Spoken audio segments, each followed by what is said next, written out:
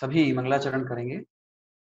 नमो अरिहंताणं, नमो सिद्धाणं, नमो आयर्याणं, नमो वज्रायाणं, नमो लोये सव्वसाहूणं,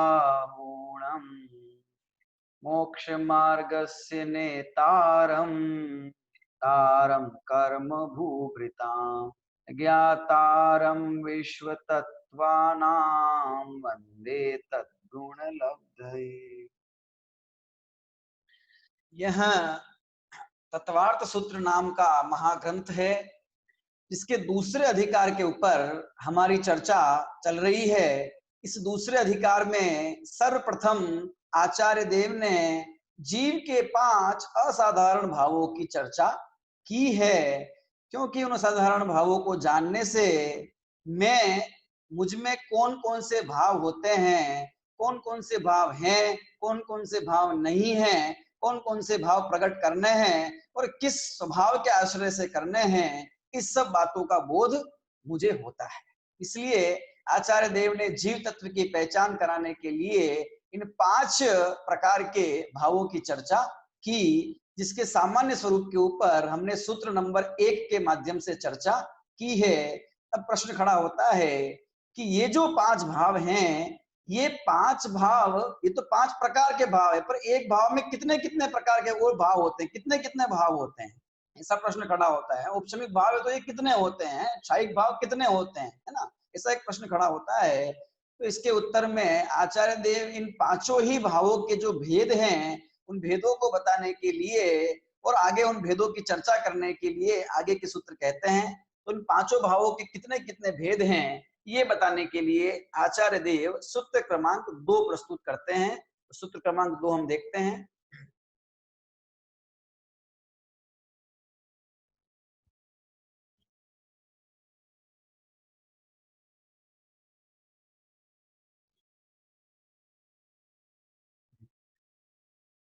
सूत्र क्रमांक 2 हमारी स्क्रीन पर है।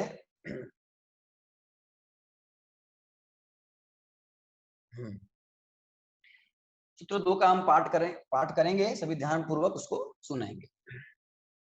द्विनवाष्टा दशेक विंशति त्रिभेदा यथाक्रमम्। पुनः द्विनवाष्टा दशेक विंशति त्रिभेदा यथाक्रमम्। द्विनवाष्टा दशैक विंशति त्रिभेदा यथाक्रमम्। आप सभी भी सूत्र पाठ कर लें। हम इसका अब सूत्र विच्छेद करते हैं। देखिए, द्वि, सबसे पहले हम लेंगे द्वि डैश नव, ठीक है, डैश अष्टादश, क्या लेंगे, अष्टादश डैश एकविंशति, ठीक है, डैश त्रिभेदाः डैश त्रि डैश भेदाः यथाक्रमम्। वापिस द्वि डैश नव डैश अष्टादश डैश एकविंशति डैश त्रि डैश भेदाः यथाक्रमम्, ठीक है।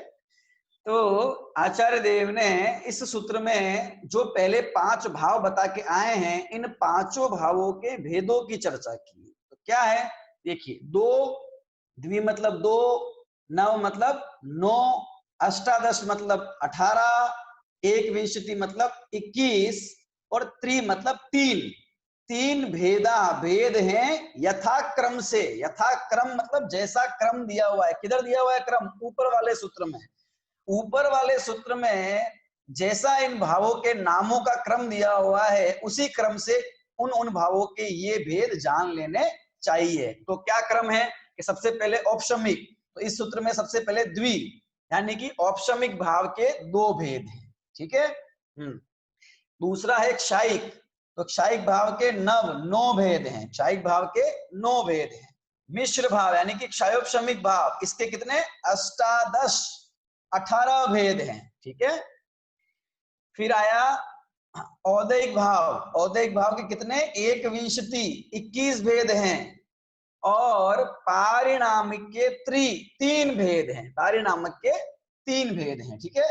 इस प्रकार से औपशमिक भाव 2 प्रकार का है, क्षायिक भाव 9 प्रकार का, क्षायोपशमिक भाव के 18 भेद हैं, औदैहिक भाव के 21 और पारिणामिक भाव के 3 भेद कहे गए हैं। उन भावों को इन औपशमिक क्षायिक आदि भावों में बांटा गया है, ठीक है। सबको मिला देते हैं तो कुल मिला के 53 भाव हो जाते हैं, ठीक है। तो भेदों के साथ देखें, अभेद रूप मतलब सामान्य रूप से देखें तो जीव के 5 भाव, इन्हीं के भेद कर देंगे और तो क्या हो जाएगा कि जीव के 53 असाधारण भाव कहे जाते हैं। हम ये भी कह सकते हैं भेद प्रभेद के साथ में, जैसे हम कहते हैं कर्म 8 और उनकी 148 प्रकृतियां, तो कर्म 148 प्रकार के हो गए। इसी प्रकार से जीव के असाधारण भाव 53 प्रकार के हैं, ठीक है। ये सूत्र केवल इन 5 भावों के कितने कितने भेद हैं इसका निर्देश करने के लिए सूत्र दिया। अब सबसे पहले हम चलते हैं औपशमिक भाव के। औपशमिक भाव के इन आपने ये तो बता दिया कि इतने इतने भेद है कौन कौन से, ये भी तो बताओ। दो भेद कौन से हैं, 9 भेद कौन से हैं। तो इन्हीं का जवाब आचार्य देव ने आगे सूत्र नंबर 3 से सूत्र नंबर 7 तक दिया है। तो सबसे पहले सूत्र नंबर 3 में आचार्य देव औपशमिक भाव के भेदों की चर्चा करते हैं। तो हम चलते हैं सूत्र क्रमांक 3 की तरफ।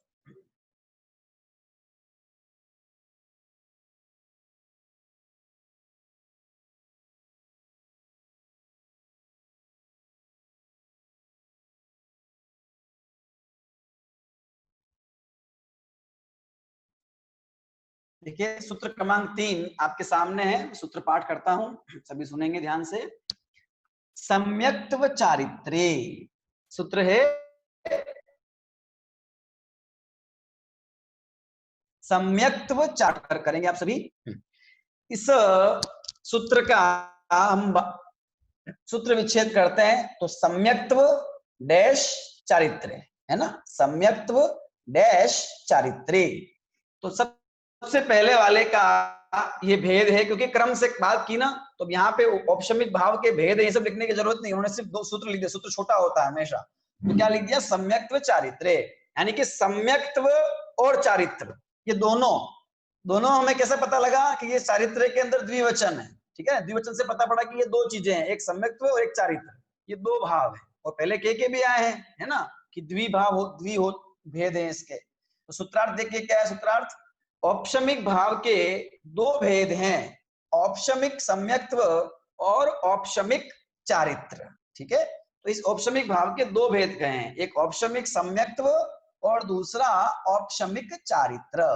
अब हमें इस औपशमिक सम्यक्त्व और औपशमिक चारित्र को समझना है। जैसा कि औपशमिक भाव के बारे में हम समझ के आए थे, औपशमिक भाव किसका नाम है कि जहां कर्म रूपी मल दब जाए और उस कर्म रूपी मल के दबने के निमित्त से जीव में जो शुद्ध भाव होता है उसका नाम है औपशमिक भाव। अथवा आत्मा की तरफ से कहें तो आत्मा में उत्पन्न होने वाली वह विशुद्धि, वह भाव कि जिनके निमित्त से कर्म अपना फल देने के प्रति दब जाते हैं, ठीक है, कर्म में उपशम हो जाता है, और उसका नाम है औपशमिक भाव, ठीक है ना। तो ये औपशमिक भाव 2 बताए हैं, एक औपशमिक सम्यक्त्व और एक औपशमिक चारित्र। ये 2 इसीलिए हैं क्योंकि जो कर्म 8 कर्म है ना, 4 घातिया और 4 अघातिया, उन 8 कर्मों में घातिया कर्मों के अंदर जो मोहनी नाम का कर्म है ना, 4 घातिया कर्म, ज्ञानावरणी, दर्शनावरणी, मोहनी और अंतराय। तो जो मोहनी नाम का कर्म है, उस मोहनी कर्म का ही उपशम होता है, अन्य 7 कर्मों के अंदर उपशम होता ही नहीं है, और नई जीव के उस प्रकार के औपशमिक भाव होते हैं, ठीक है ना। इसलिए औपशमिक भाव के 2 ही भेद हैं, वो जो मोहनी कर्म है उसके 2 भेद हैं, ठीक है, और चारित्र मोहनी। दर्शन मोहनी में क्या आता है कि दर्शन मोहनी मतलब मिथ्यात्व, ठीक है, मिथ्यात्व मुख्य रूप से, और उसके 3 भेद भी कर दिए जाते हैं, मिथ्यात्व, सम्यक मिथ्यात्व और सम्यक, ठीक है, वो अलग विषय। मिथ्यात्व और चरित्र मोहनी के कितने भेद है कि उसके 25 भेद है,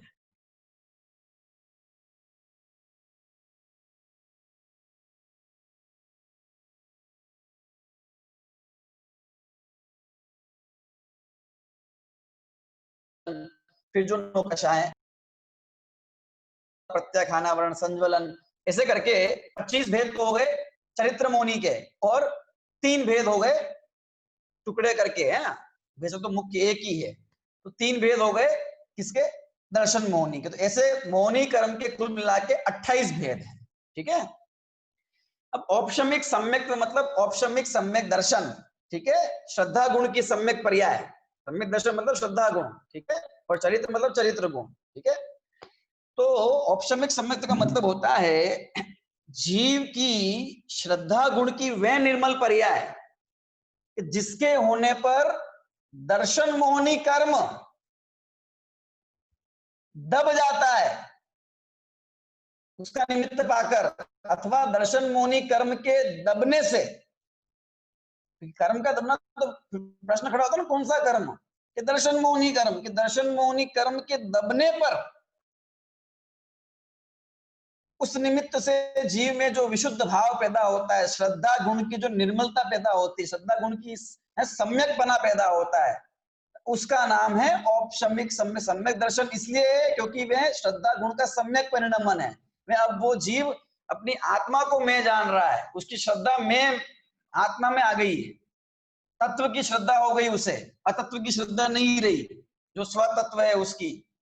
तो ये सम्यक दर्शन औपशमिक औपशमिक इसलिए है क्योंकि वो कर्म का उपशम होने से हुआ है, कर्म के उपशम रूप भाव है, अथवा अंदर में वो उपशम रूप से वो विशुद्धि हुई है, ठीक है।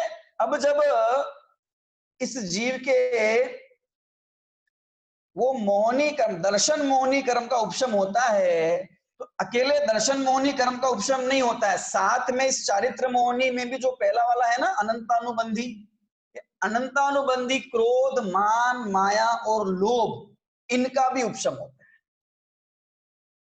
जब इसको सम्यक दर्शन की प्राप्ति होती है, उपशम औपशमिक सम्यक दर्शन होता है इस जीव को प्रथम बार, अनादि मिथ्या दृष्टि को जब पहली बार धर्म की प्राप्ति, सम्यक दर्शन की प्राप्ति होती है, तो उसे प्रथमोपशम सम्यक दर्शन कहा है। वो औपशमिक सम्यक दर्शन ही होता है प्रथम बार जो भी होता है अनादि मिथ्या दृष्टि को, प्रथमोपशम सम्यक दर्शन, ठीक है ना। तो वह जो सम्यक दर्शन होता है, तो उस समय होता क्या है कि अंदर में तो श्रद्धा गुण की निर्मलता हो गई। हम अगर आत्मा की तरफ से बात करें कि श्रद्धा गुण निर्मल हो गया, मतलब अभी उसकी श्रद्धा अपनी आत्मा में मैं आत्मा हूं ऐसी श्रद्धा हो गई, ये भाव हो गया उसको। और बाहर कर्म में क्या हुआ कि कर्म में कर्म का उपशम हुआ। तो कौन से कर्म का, कि मौनी कर्म में जो दर्शन मौनी कर्म है ना, मिथ्यात्व कर्म, मिथ्यात्व नाम का एक कर्म है, उसका उपशम हुआ।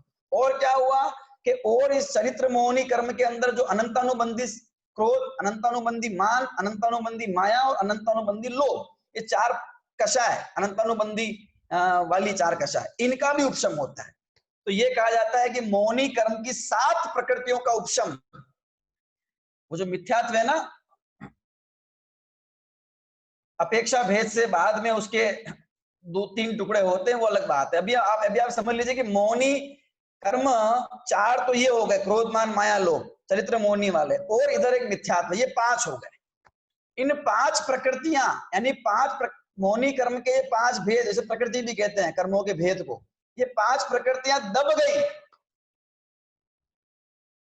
तो उसके दबने से अभी कर्म का उदय नहीं है, मिथ्यात्व का उदय नहीं है, तो क्या होगा, मिथ्यात्व का उदय होता तो क्या होता कि मिथ्यात्व भाव हो रहा होता, इधर जीव मिथ्यात्व भाव कर रहा है, तो क्या है, उधर मिथ्यात्व का उदय चल रहा है, ऐसा बोल रहे होते हैं। अभी उदय नहीं है कर्म का, तो क्या होगा कि निर्मलता होगी भावों के अंदर, परिणामों में विशुद्धि होगी, श्रद्धा गुण की विशुद्धि हो जाएगी, क्योंकि श्रद्धा गुण से संबंध है इसका दर्शन मोहनी का। तो श्रद्धा गुण की विकार क्या है, श्रद्धा गुण का विकार ये है कि परद्रव्य में अपनापन करता है, परद्रव्य को मैं मानता है, शरीर को मैं मानता है। और इसका अविकार क्या है, इसके विकार का मिटना मतलब क्या, कि विकार का मिटना मतलब अभी मैं आत्मा हूं ऐसी श्रद्धा हो गई, ऐसा विश्वास हो गया। इससे इसी का नाम है औपशमिक सम्यक दर्शन, ठीक है। तो जब औपशमिक सम्यक दर्शन होगा तो कर्म में क्या हुआ, अनंतानुबंधी की 4 और दर्शन मोहनी कर्म की जो प्रकृति है, यहाँ प्रकृतियां हैं, वो क्या हो गई, दब गई, और इस जीव को औपशमिक सम्यक दर्शन की प्राप्ति हो जाती है, ठीक है ना। अब ध्यान देने की बात यह है कि ये जो औपशमिक सम्यक्त्व है, ये एक प्रश्न हो सकता है कि ये किस किस को हो सकता है भाई, ये ऐसा औपशमिक सम्यक्त किसको के चारों ही गति के जीवों को हो सकता है ना। पहले पढ़ के आया ना सम्यक दर्शन निर्देश स्वामित्व आदि की अपेक्षा, तो उसको याद रखना है, वो ध्यान में लाना आपने कि चारों ही गति के जीवों को ये औपशमिक सम्यक दर्शन हो सकता है। तिरंच में भी हो सकता है, मनुष्य में भी हो सकता है, देव में भी हो सकता है, और नारकी जीवों को भी ये सम्यक दर्शन हो सकता है। तो उसके लिए कुछ पात्रता है कि ज्ञान का इतना उगाड़ होना चाहिए, कितना कि वो संगी पंचेंद्रिय हो, है ना। ये सब बातें, वो सब शर्तें वो अलग बात है, पर चारों गति में ये होता है। और हर गति में जन्म लेने के बाद जीव को एक निश्चित समय बीतने के बाद में इसकी प्राप्ति हो जाती है। जैसे मनुष्य के अंदर 8 साल की उम्र हो गई किसी की, है ना, 8 वर्ष के बाद वो अपने जीवन में सम्यक दर्शन की प्राप्ति कर सकता है। देव और नारकी हैं तो पैदा होने के वो अंतर मुहूर्त के बाद में वहां सम्यक की प्राप्ति होती है। तिर्यंच के लिए कहा हुआ है दिवस पृथकत्व, है ना, 3 दिन के बाद प्राप्ति कर सकता है। इस प्रकार से कथन मिलता है, ठीक है ना, वो भी समझ लेते हैं, समझना है।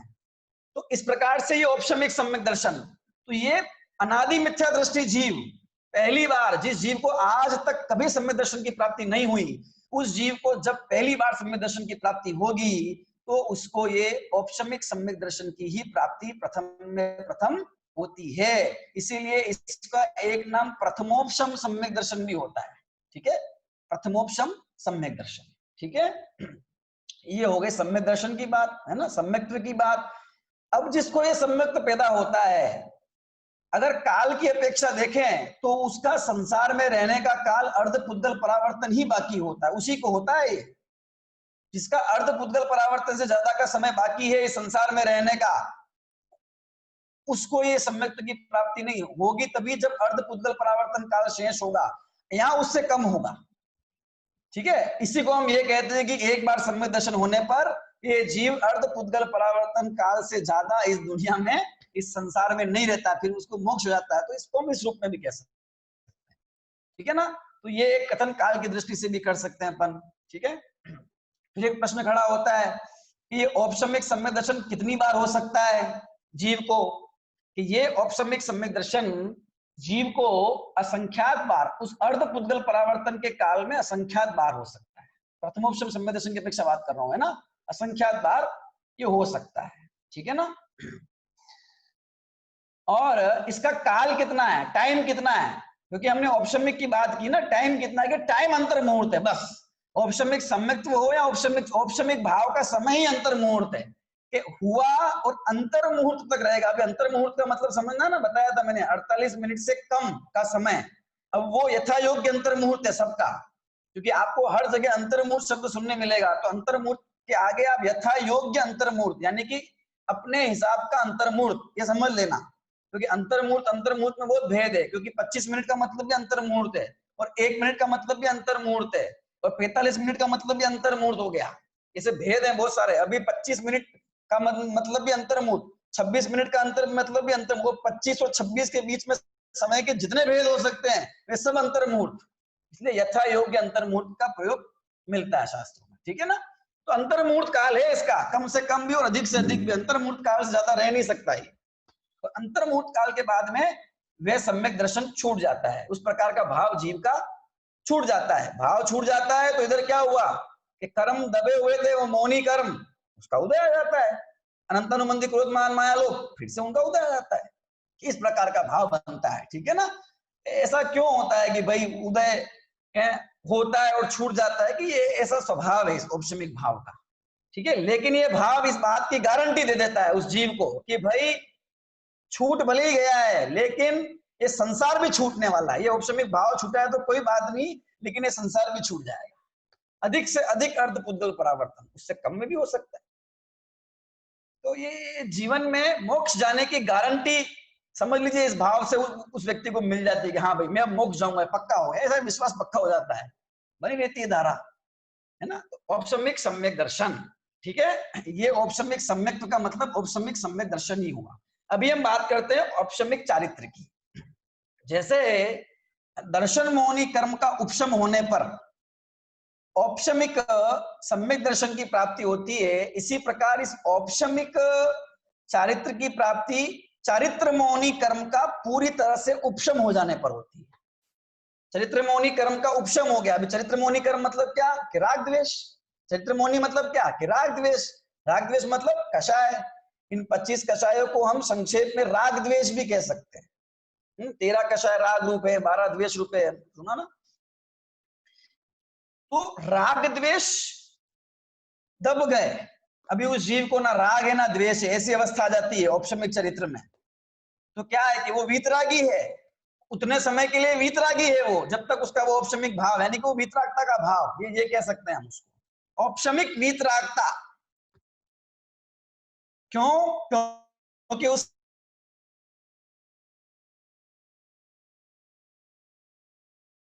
समय उसके ये जो मौनी मौनी कर्म की 25 प्रकृति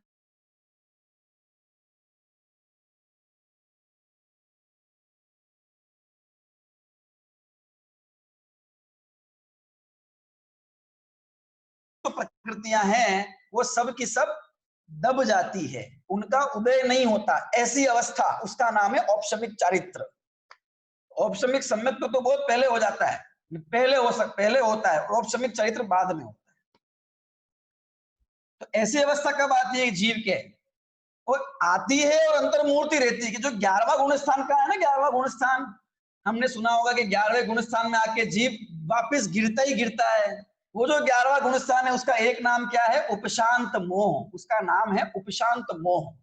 उपशांत मोह मतलब मौनी कर्म जहां उपशम को प्राप्त हो गया है, शांत हो गया है, उसका नाम है उपशांत मोह। तो 11वें गुण स्थान की अवस्था है, और 11वें गुण स्थान से जीव नीचे गिरता ही है। इसका क्या मतलब हुआ? क्योंकि वो औपशमिक चरित्र की अवस्था है, औपशमिक भाव तो अंतर मुहूर्त से ठहरेगा नहीं, तो अंतर मुहूर्त के अंदर गुण स्थान छूटता है।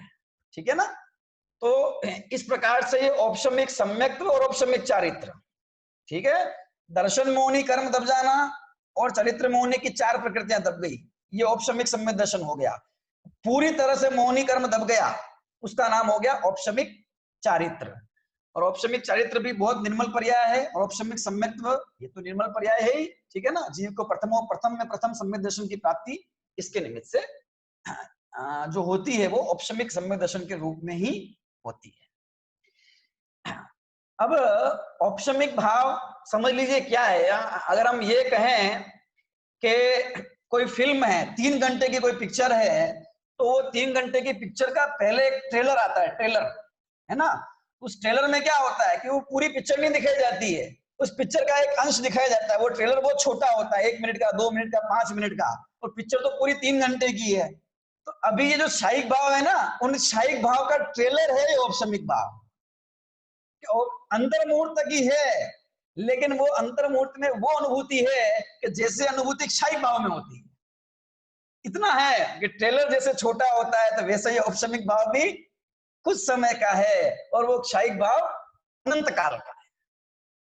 वो पूरी पिक्चर है और ये ट्रेलर है ना। तो ऐसा नहीं समझना कि भाई औपशमिक सम्यक दर्शन होने पर जीव को जो आत्मानुभूति होती है, आत्मिक सुख का अनुभव होता है, और जो क्षायिक सम्यक दर्शन होने पर जीव को आत्मिक सुख का अनुभव होता है। अनंत और सिद्धों को जो आत्मिक सुख का अनुभव हो रहा है, उन दोनों में अंतर है, ये नहीं समझना। ये भी उसी जाति का सुख है। चौथे गुण स्थानवर्ती जीव को भी जो आत्मिक सुख होता है, वो उसी जाति का होता है जैसे अनंत और सिद्ध भगवान को होता है। लेकिन उसकी अगर वो औपशमिक है, तो उसकी अवधि अंतर्मूर्त मात्र है, उनकी अवधि अनंत काल तक रहने वाली है। वहां पूर्ण वितरागता भी है, लेकिन यहाँ पूर्ण वितरागता नहीं है, इस अपेक्षा बहुत भेद भी है, लेकिन जाति सेम है। ठीक है ना। तो ये तो हो गया औपशमिक भाव, औपशमिक सम्यक्त्व और औपशमिक चारित्र, जो कर्म के मोहनी कर्म के दबने पर ये 2 स्थितियां, ये 2 भाव इस जीव के होते हैं। अब जब ये तो कर्म का दबना हो गया, अभी जब कर्म खत्म ही हो जाए, उनका क्षय ही हो जाए, तब क्या होता है? तब कौन से भाव पैदा होते हैं? कि तब क्षयिक भाव पैदा होते हैं। तब क्षयिक भाव पैदा होते हैं। तो वे क्षयिक भाव कौन कौन से हैं? तो उन क्षयिक भावों की चर्चा आगे के सूत्र में की गई है। तो हम चलते हैं उन क्षयिक भावों की तरफ। सूत्र नंबर 4 आपकी स्क्रीन पर है, सूत्र पाठ करता हूं, आप सभी ध्यान पूर्वक सुनेंगे। ज्ञान दर्शन दान लाभ भोगोपभोग वीर्याणि च ज्ञान दर्शन दान लाभ भोगोपभोग वीर्याणि च। ठीक है, सूत्र विच्छेद करते हैं हम। ज्ञान डैश दर्शन डैश दान डैश लाभ डैश भोग डैश उपभोग डैश वीर्याणि च। ठीक है, तो कुछ शब्द हमारे सामने आ गए। क्या आ गया? एक ज्ञान आ गया, दर्शन आ गया, दान आ गया, लाभ आ गया, भोग उपभोग और वीर्य, ये हमारे सामने 7 शब्द आ गए। ठीक है, और आचार्य देव ने कहा था द्विनवाष्टा 9 भेद हैं क्षायिक भाव के, थे तो 7 ही लिखे हुए हैं। फिर अभी जो च शब्द है ना, ये च शब्द से हमें जो ऊपर दो बात कह के आए ना, सम्यक्त्व और चारित्र, इन दोनों को भी इसमें ग्रहण कर लेना है उस च शब्द से, क्योंकि शुद्ध जुड़े हुए होते हैं आपस में। तो अब हम क्या कह सकते हैं कि ज्ञान दर्शन दान लाभ भोग उपभोग वीर्य सम्यक्त्व और चारित्र, ऐसा कह सकते हैं। तो हो गए 9 पूरे। तो आइए सूत्रार्थ पढ़ते हैं कि सूत्रार्थ क्षायिक भाव के 9 भेद है। इन सब के आगे क्षायिक लगा देना, क्योंकि ये क्षायिक भाव के भेद है। क्षायिक ज्ञान, क्षायिक दर्शन, क्षायिक दान, क्षायिक लाभ, क्षायिक भोग, क्षायिक उपभोग, क्षायिक वीर्य, क्षायिक सम्यत्व और क्षायिक चारित्र। ठीक है, ये 9 प्रकार के भेद इस क्षायिक भाव के हो गए। क्षायिक भाव जैसा कि नाम में लिखा हुआ है, कर्म का क्षय होने पर जो भाव उत्पन्न होते हैं, अथवा जीव अपने गुणों का इतना विकास कर लेता है कि उसका निमित्त पाके ये कर्म का क्षय हो जाए, उन भावों को क्षायिक भाव कहा जाता है। ठीक है ना, तो ये क्षायिक भाव का संबंध चारों ही कर्मों से, यानी कि चारों ही कर्मों का, कर्म तो क्षय तो 8 ही कर्मों का होता है, लेकिन यहाँ क्षायिक भाव की मुख्यता से कथन किया वो 4 घातीय कर्मों का कहा है। तो कौन कौन से 4 घातीय कर्म है? ज्ञानावरणी, दर्शनावरणी, मोहनी और अंतराय, ये हैं 4 घातीय कर्म। ठीक है ना, तो इन कर्मों का जब पूरी तरह से अभाव हो जाता है तो इस जीव को क्षायिक भाव प्रकट होता है, अथवा जब ये जीव पूर्ण विकसित अवस्था क्षायिक भाव प्रकट करता है, इन कर्मों का क्षय हो जाता है। तो सबसे पहले ज्ञानावरणी को लेते हैं। तो ज्ञानावरणी कर्म का अभाव हो गया पूरा। ठीक है, तो क्या होगा कि क्षायिक ज्ञान प्रकट होगा। क्षायिक ज्ञान का मतलब केवल ज्ञान, केवल ज्ञान कहेंगे ना। तो केवल ज्ञान क्या क्या किसका नाम है? केवल ज्ञान। ठीक है, जिसमें कोई बाधा नहीं है, जिसमें कोई रुकावट नहीं, कम ज्यादा की बात नहीं है, पूरा जो ज्ञान है, संपूर्ण ज्ञान, इस आत्मा की ज्ञान गुण की पूर्ण निर्मल अवस्था, उसका नाम है क्षायिक ज्ञान। कि पूरा ज्ञान के जितने भी सिद्ध होते हैं उन सबको केवल ज्ञान एक जैसा होता है। अभी संसार में क्षयिक ज्ञान तो क्या होता है, किसी को कम, किसी को ज्यादा, किसी को कैसा, किसी को कैसा, लेकिन ये केवल ज्ञान कैसा होता है? सभी जितने भी केवल ज्ञानी अनंत सिद्ध हैं सबको एक जैसा। क्षायिक ज्ञान, ज्ञानावरणी कर्म का क्षय हो गया पूरा। दूसरा कर्म है दर्शनावरणी। जैसे ज्ञान आत्मा का गुण है, वैसे आत्मा में एक दर्शन नाम का भी गुण है। ठीक है, दर्शन मतलब यहाँ सिर्फ देखने से नहीं है, जानना देखना, ज्ञान दर्शन दोनों गुण है। तो दर्शन की हम व्याख्या बाद में करेंगे विशेष। तो दर्शन नाम का भी गुण है, तो वो दर्शनावरणी कर्म है, तो उस कर्म का पूरी तरह से क्षय हो गया। तो क्या हुआ कि क्षायिक दर्शन का गुण प्रकट हो गया। क्षायिक दर्शन की पर्याय प्रकट होगी दर्शन गुण की, इसे हम केवल दर्शन भी कह सकते हैं। तो केवल ज्ञान, केवल दर्शन, क्षायिक ज्ञान और क्षायिक दर्शन प्रकट हो गया। ठीक है, तीसरा है मोहनी कर्म, है ना। तो आ जाओ, मोहनी कर्म के वही 2 भेद, कौन कौन से? दर्शन मोहनी, चरित्र मोहनी। जब दर्शन मोहनी कर्म का पूरी तरह से क्षय हो गया, उसके साथ में चरित्र मोहनी की 4 प्रकृतियां भी है। ठीक है, अनंत मंदिर क्रोध मान माया लोग, उनका सातों का पूरी तरह से क्षय हो गया, तो उस अवस्था का नाम है क्षायिक सम्यक दर्शन। दर्शन मोहनी कर्म का क्षय हो गया। क्षय हो गया मतलब अब वापिस उस जीव के कभी भी वो दर्शन मोहनी कर्म का उदय नहीं आने वाला। या ये कह सकते हैं कि वह जीव की अब श्रद्धा कभी भी छूटने, सम्यक दर्शन कभी छूटने वाला नहीं है। तो वह सम्यक दर्शन जो कभी छूटता नहीं है एक बार होने के बाद, उसका नाम है क्षायिक सम्यक्त्व या क्षायिक सम्यक दर्शन।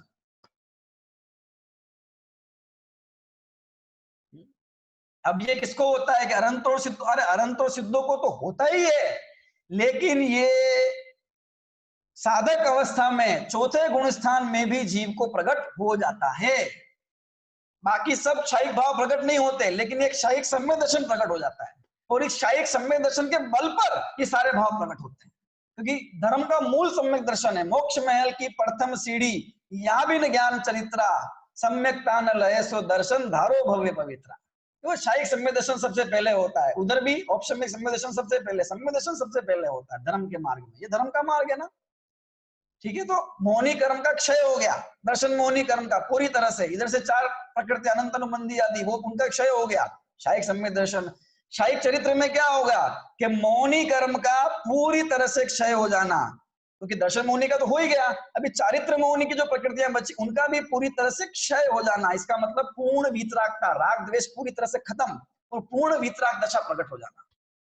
परंतु सिद्ध कैसे हैं कि वीतरागी हैं तो वीतरागी हैं तो ये शायिक चरित्र वाले हैं या वीतरागी हैं, एक ही बात है। शायिक ज्ञान वाले हैं, शायिक दर्शन वाले हैं या केवल ज्ञानी हैं, एक ही बात है? वीतराग सर्वज्ञ आया था ना, आपने पढ़ा था मंगलाचरण के अंदर, ज्ञातारम विश्व तत्वानाम, क्योंकि उनके पास शायिक ज्ञान दर्शन है।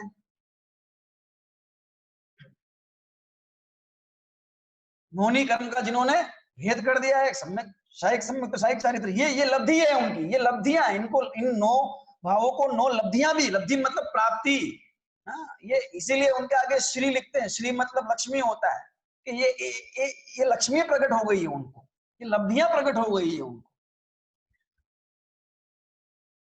और अंत में चौथा है अंतराय कर्म। वो अंतराय कर्म क्या होता है, समझना थोड़ा गहराई से। अंतराय मतलब होता है रुकावट। हर जीव में नहीं, हर द्रव्य में एक शक्ति होती है, शक्ति विशेष पाई जाती है। अब हम जीव की बात करते हैं, हर आत्मा में एक शक्ति होती है, हर जीव की शक्ति होती, कार्य को करने की शक्ति, जानने की शक्ति, देखने की शक्ति, समझने की शक्ति, है ना, सुख दुख का अनुभव करने की शक्ति, भोगने की शक्ति, उपभोग करने की शक्ति, ये शक्ति होती है हर द्रव्य। बिना शक्ति के कोई द्रव्य हो सकता है क्या? पावर, जीव का अपना एक पावर है। अभी वो पावर किसी का कम व्यक्त होता है, किसी का ज्यादा, किसी की शक्ति की व्यक्ति ज्यादा होती है, किसी की कम। तो पूछते हैं कि क्यों होता है ऐसा, कि भाई वो अंतराय कर्म है ना, उस अंतराय कर्म का उदय है, उस अंतराय कर्म के जिसका क्षयोपशम ज्यादा होता है तो उसको बाहर में शक्ति की व्यक्ति ज्यादा होती है, किसी के कम होता है तो शक्ति की व्यक्ति कम होती है।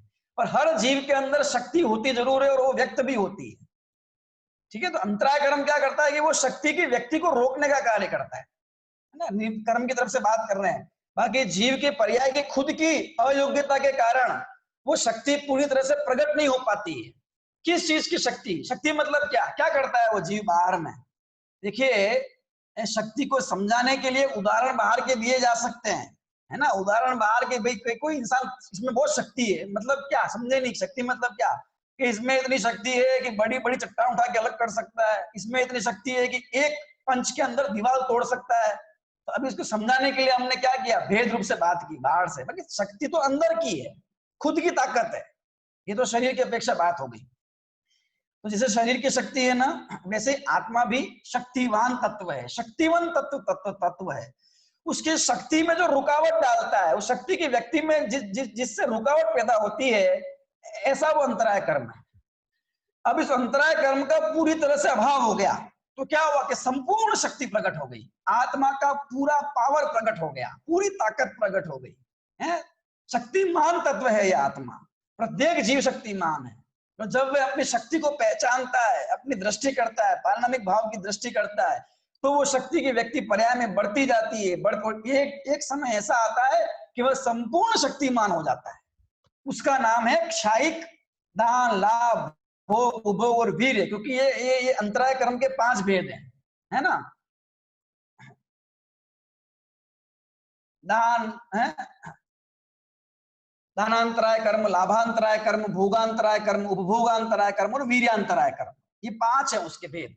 इसलिए उन 5 भेदों का क्षय, उन 5 अंतराय कर्म की 5 प्रकृति का क्षय हो जाता है। इसलिए उसको क्षायिक दान, क्षायिक लाभ, क्षायिक भोग, क्षायिक उपभोग और क्षायिक वीर्य की प्राप्ति होती है। शक्ति की व्यक्ति किस चीज में, किस किस चीज में हो सकती है? 5 भागों में समझ लीजिए, दान देने में, लाभ में, भोग में, उपभोग में, वीर्य मतलब प्रकटता में, है ना। अब ये ना अनंत वीर्य गुण प्रकट हो गया, अनंत दर्शन, अनंत ज्ञान, अनंत सुख, अनंत वीर्य, ज्ञानावरणी कर्म का भाव हुआ तो क्षायिक ज्ञान, अनंत अनंत ज्ञान हो गया, दर्शनावरणी अनंत दर्शन हो गया, है मोहिनी का भाव हुआ अनंत सुख हो गया, और अंतरा कर्म का भाव हुआ अनंत वीर्य प्रकट हो गया। अनंत वीर्य क्या है? ये उस आत्मा की शक्ति है। इसके बिना कोई भी कार्य, शक्ति के बिना कोई कार्य हो सकता है कि नहीं हो सकता है? तो शक्ति के बिना कोई कार्य नहीं होता, ज्ञान नहीं, दर्शन नहीं, सुख नहीं, कुछ नहीं। ठीक है, तो शायिक दान मतलब देना होता है, ठीक है ना, वो शक्ति की व्यक्ति के हिसाब से इसके 5 भेद देना। अब क्या देना है? अनंत भगवान, सिद्ध भगवान क्या दे रहे हैं दुनिया को? चलो अनंत भगवान तो हम कह देते हैं उपचार से कि दिव्य ध्वनि द्वारा ज्ञान दान दे रहे हैं, है ना, उनकी छवि को देखकर अभय दान आदि दान। लेकिन सिद्ध भगवान क्या दान दे रहे हैं? देखो इसमें दान, शायिक दान है तो वो स्वयं को, दुनिया को पर की अपेक्षा नहीं है, ये तो शायिक भाव है, आत्मा का भाव है कि अपने स्वयं की आत्मा को क्या कह रहे हैं? स्वयं की आत्मा को अनंत सुख का दान दे रहे हैं। इसका नाम है शायिक दान, और ये कभी खत्म नहीं होने वाला, देते रहेंगे हर पर्याय में। ये इस अपेक्षा शायिक दान को समझे। लाभ, लाभ मतलब प्राप्ति होना, कि किसकी प्राप्ति? कि अनंत सुख की प्राप्ति हो रही है उनको, अनंत ज्ञान की प्राप्ति हो रही है, ये शायिक लाभ है उनका। भोग मतलब कि जिस वस्तु का एक बार भोग किया जा सके उसको भोग कहते हैं, जिसका बार बार भोग किया जाए उसे उपभोग कहते हैं। कि वे जो उनको अनंत सुख प्रकट हो रहा है वे उसका भोग करते हैं। क्या करते हैं सिद्ध भगवान? कि भोग करते हैं, सुख का भोग करते हैं, उसका आनंद, आनंद का पान करते हैं। तो क्योंकि वो पर्याय में एक पर्याय का सुख है इसलिए तो वो भोग, लेकिन अगली पर्याय में फिर से सुख आने वाला है, वही बार बार बार, इस अपेक्षा उसको भोग भी कह सकते हैं, है ना। जैसे रोटी सब्जी का भोग हो रहा है और जिस थाली में हम खा रहे हैं उसका उपभोग है, यानी कि उस थाली को थोड़ी खा जाते हैं क्या हम, थाली तो बार बार यूज करते हैं। तो जो वस्तु बार बार यूज में आए वो भोग, और एक बार वो खत्म हो जाए वो भोग। तो अपन एक पर्याय की अपेक्षा देखें तो अनंत सुख का भोग कर रहे हैं, लेकिन अगली अगली बार बार सारी पर्याय उनके अनंत सुख की आ रही है, उस अपेक्षा वो सुख का उपभोग करते हैं। और वीर्य मतलब शक्ति है, अनंत ज्ञान है। अब अनंत ज्ञान, अनंत को जानने की ताकत होनी चाहिए जीव में, तभी जान सकता है अनंत को। अनंत सुख प्रकट हुआ है, अब अनंत सुख को झेलने की शक्ति होनी चाहिए जीव। ताकत नहीं होगी तो नहीं जान सकता, ताकत नहीं होगी तो वो सुख का भोग नहीं कर सकता, है ना। तो ये शक्ति आत्मा के, आत्मा में व्याप्त है ये शक्ति सर्वत्र, और उन अनंत सिद्ध परमात्मा के संपूर्ण आत्मा की शक्ति का व्यय हो जाता है, व्यय नहीं, उनकी प्रकटता हो जाती है, और व्यय होता है संपूर्ण कर्म का। ये ताकत है वीर्य को समझे हम, वीर्य बड़ी जबरदस्त चीज है, ताकत है ये व्यक्ति की, आत्मा की। बिना ताकत के काम नहीं हो सकता।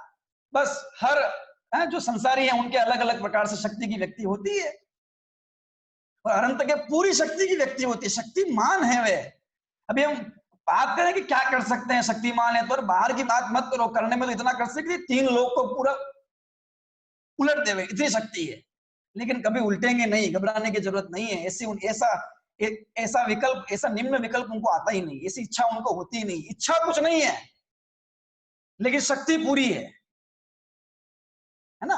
तो ये उनकी शक्ति है, सर्वाधिक शक्तिमान तत्व है वे। दुनिया में सर्वाधिक शक्ति अगर किसी जीव की है तो वो अनंत और सिद्ध की, जिसके क्षायिक भाव है उसकी।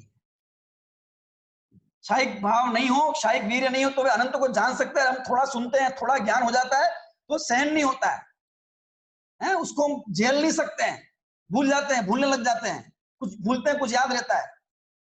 और वे लोकालोक को जानते हैं प्रति समय, है भोग क्षायिक है। थोड़ी वस्तु हमारे सामने हो और हमारे भोगने की ताकत नहीं है, 10 रसगुल्ले पड़े हम खा नहीं सकते, 2-3 खाते और बस अब नहीं खा सकता, अब नहीं खा सकता। और वो अनंत सुख का भोग करते हैं प्रति समय, क्योंकि उसमें उनके अंदर उस अनंत को जानने की, अनंत को समझने की, अनंत को सुख को भोग करने की शक्ति